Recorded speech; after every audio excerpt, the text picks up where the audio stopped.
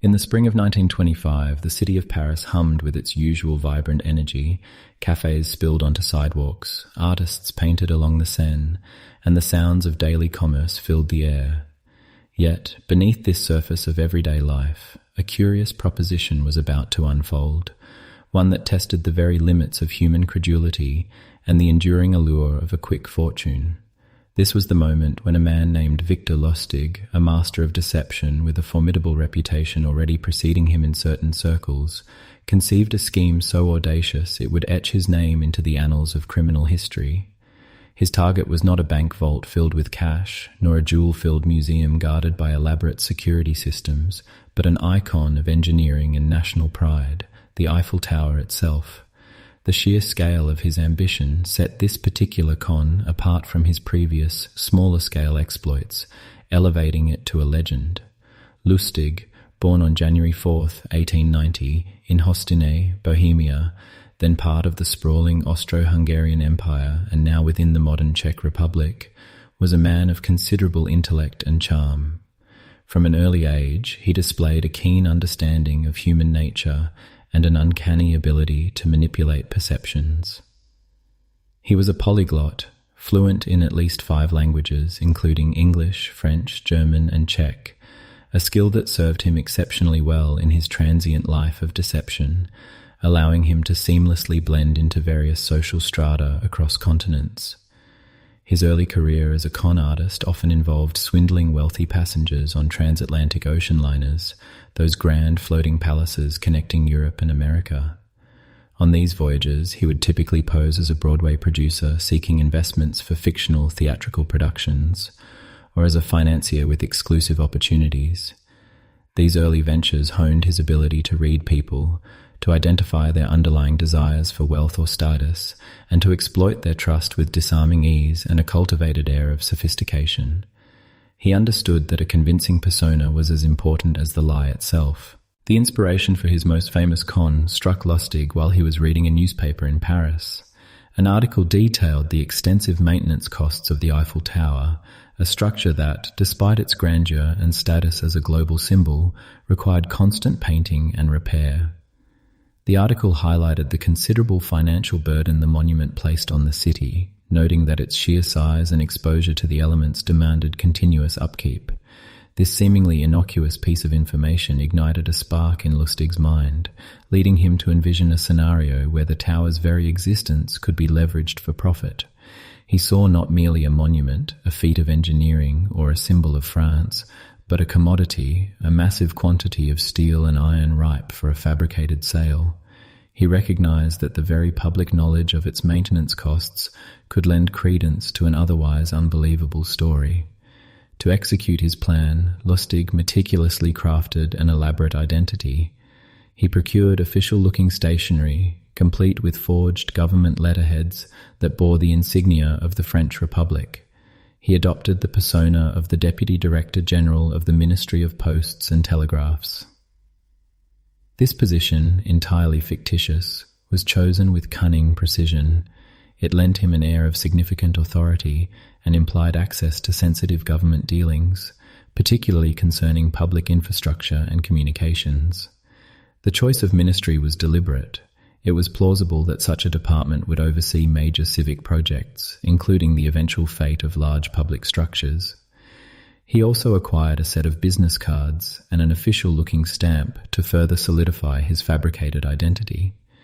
Every detail, from his tailored suits to his confident demeanor, was designed to project an image of undeniable officialdom and trustworthiness. With his new identity firmly established, Lustig began the next phase of his intricate plan. He sent out invitations, carefully worded to convey urgency and exclusivity, to a select group of 6 prominent Parisian scrap metal dealers. These invitations were framed as highly confidential, requesting their presence at a discreet meeting at a luxurious hotel, specifically the Hôtel de Crillon, one of Paris's most prestigious establishments. The secrecy was paramount, as Lustig understood that the perceived sensitivity of the matter would heighten its importance in the eyes of the recipients, and, crucially, prevent any immediate public scrutiny or questioning. He played on the human desire for an exclusive opportunity, a chance to be part of something hidden from the general public, which often implies greater potential for profit. At the appointed time, in a private suite at the Hotel de Crillon, Lustig delivered his carefully rehearsed presentation. He greeted the 6 dealers with a solemn and serious demeanor, emphasizing the gravity of the situation they were about to discuss. He informed them, with a feigned air of regret and official duty, that the Eiffel Tower, due to its exorbitant maintenance costs and increasingly perceived structural issues, was slated for demolition. He explained that the government intended to sell the tower for scrap metal, but that this decision was to be kept strictly confidential to avoid public outcry over dismantling such an iconic landmark. He painted a picture of a difficult political decision made necessary by fiscal realities and stressed the need for utmost discretion from all present. The dealers were told they were being given a unique clandestine opportunity to bid on the monumental undertaking of disassembling and purchasing the tower's vast quantities of metal. Lustig's performance was exceptionally convincing. He spoke with the measured gravitas of a high-ranking official burdened by difficult responsibilities, weaving a narrative of fiscal responsibility and unavoidable government decisions. He emphasized the immense logistical challenge of such a project, implying that only the most capable and discreet firms would be considered. He appealed to the dealers' sense of civic duty, subtly suggesting that their participation would aid the government in a sensitive matter, while simultaneously dangling the prospect of immense financial gain. The scrap metal market in post-World War I Europe was bustling, driven by industrial rebuilding and expansion. The sheer volume of steel and iron in the Eiffel Tower, estimated at over 10,000 tons, represented an unprecedented windfall for any company capable of acquiring and processing it. This combination of civic appeal and financial incentive made his story highly compelling. Among the invited dealers was a man named André Poisson. Unlike some of the other, more skeptical attendees who questioned the secrecy or the rationale, Poisson was relatively new to the Parisian business world and was eager to make a name for himself. He saw the potential sale of the Eiffel Tower not just as a business opportunity of a lifetime, but as a chance to elevate his status and prestige among his more established peers. He envisioned the glory and profit that would come from handling such a monumental contract. Lustig, with his keen understanding of human psychology and his ability to quickly assess individuals, quickly identified Poisson as his most promising mark. Poisson's ambition and desire for recognition made him particularly susceptible to Lustig's carefully constructed illusion of an exclusive, high-stakes deal. After the initial meeting, Lustig began to apply pressure to Poisson, subtly isolating him from the other dealers. He created a sense of urgency, implying that other dealers were more cooperative or had submitted more favorable initial bids, and that the deal might slip through Poisson's fingers if he hesitated. He spoke of the administrative complexities involved in such a large-scale government transaction and the need for a facilitation fee or a bribe to ensure the smooth processing of the sale. This was the critical moment, the pivot from a legitimate-seeming transaction to outright fraud. Lustig framed the bribe not as an illicit payment, but as a necessary, if unspoken, part of doing business with the government, a way to cut through bureaucratic red tape and guarantee Poisson's success. Poisson, desperate to secure the deal and prove his worth, agreed to pay the sum, convinced it was a small price for such an immense opportunity. He handed over approximately 70,000 French francs for the sale of the tower itself, a substantial sum equivalent to hundreds of thousands of dollars in modern currency, along with a significant bribe of around 20,000 francs to secure the exclusive rights and ensure his bid was selected. The total sum was considerable, a testament to Lustig's persuasive abilities and Poisson's ambition and naivete. Once the money was in hand, Lustig promptly vanished, leaving Poisson with a stack of worthless, forged documents and the dawning, horrifying realization of his profound embarrassment. The weight of his foolishness, the loss of his reputation, and the financial ruin he faced began to settle upon him. To Lustig's astonishment, André Poisson, out of sheer humiliation and the fear of public ridicule, did not report the scam to the police. The shame of being so thoroughly duped, especially in such a public-facing, if clandestine manner, kept him silent. He could not bear the thought of admitting to his peers and the authorities that he had fallen victim to such an elaborate and unbelievable fraud. This unexpected lack of official complaint emboldened Lustig, leading him to believe that the con could be repeated. He recognized that the human element of pride and embarrassment could be a powerful shield against detection. He decided to attempt to sell the Eiffel Tower a second time, believing he had found a perfect, repeatable formula. Lustig returned to Paris a few weeks later, confident in his method. He assembled another group of scrap metal dealers, replicating his original scheme with remarkable precision. He delivered the same story, employed the same false identity, and once again sought to secure a buyer for the demolition of the Eiffel Tower. However, this time one of the dealers grew suspicious. Perhaps a detail was slightly off in Lustig's practice performance, or his confidence had bordered on arrogance, making him less cautious. The dealer, whose name is not widely recorded, felt an unease about the entire proposition and decided to contact the police before committing any funds. The Parisian authorities, now alerted to the possibility of a large-scale fraud involving their most famous landmark, quickly began an investigation. Upon learning that the authorities were closing in, likely through his network of informants or simply by observing increased police presence, Lustig fled Paris. He managed to escape to the United States before he could be apprehended, leaving behind a bewildered city and a rapidly unraveling plot. The second attempt, though unsuccessful in its execution and nearly leading to his capture, underscored Lustig's audacious nature and his willingness to push the boundaries of his deceptions to their absolute limit. The Eiffel Tower remained firmly rooted in its place, a silent testament to the con artist's daring and the enduring power of human gullibility. Lustig's criminal exploits were not limited to the Eiffel Tower, nor were they confined to France. He gained notoriety for other ingenious cons across Europe and America, including the infamous Rumanian Box. This device, which he claimed could duplicate currency, was a simple wooden box, often elegantly crafted, with a few levers, slots, and an internal mechanism. Lustig would demonstrate its supposed capabilities by inserting a real banknote into one slot, and after a period of waiting, sometimes hours, sometimes overnight, he would ceremoniously produce a seemingly identical duplicate bill from another slot.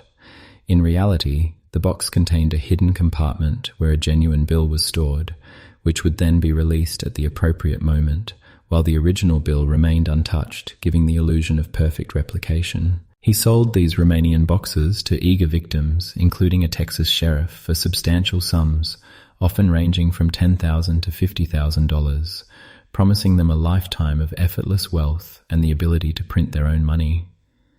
The victims would only discover the deception after Lustig had long since disappeared, leaving them with an inert wooden box that produced nothing but their own folly and a significantly lighter wallet.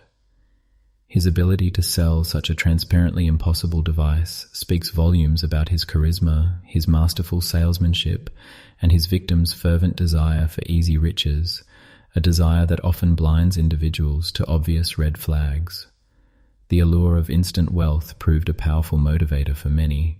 Perhaps one of Lustig's most fabled and certainly most audacious encounters was with the notorious gangster Al Capone in Chicago during the height of Prohibition. Lustig approached Capone with a proposition, asking for a substantial investment of $50,000. He promised to double the money in 2 months, claiming he had an exclusive high-yield investment opportunity. Capone, known for his ruthless pragmatism and his absolute intolerance for being cheated, was intrigued enough to agree, though likely with a healthy dose of skepticism and an implicit, unspoken threat of severe retribution should Lustig fail or attempt to swindle him. Dealing with Capone was a gamble that few would dare to take. Lustig, however, had no intention of doubling Capone's money through any legitimate means. Instead, he simply kept the $50,000 in a safe deposit box for the full 2 months, incurring no risk or making any actual investment. When the agreed-upon time elapsed, Lustig returned to Capone, presenting a somber face. He explained with a tone of sincere regret that the deal had unexpectedly fallen through due to unforeseen circumstances and complications beyond his control. He then, to Capone's utter astonishment, returned the entire $50,000 in cash. Capone, a man so accustomed to deceit, betrayal, and violence in his world, was reportedly impressed by Lustig's apparent honesty and integrity, qualities he rarely encountered.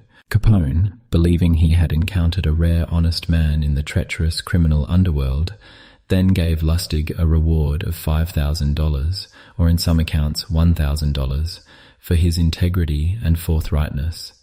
Lustig had successfully conned one of the most dangerous men in America, not by taking his money directly, but by giving it back, playing on Capone's expectations and subverting them to his own advantage.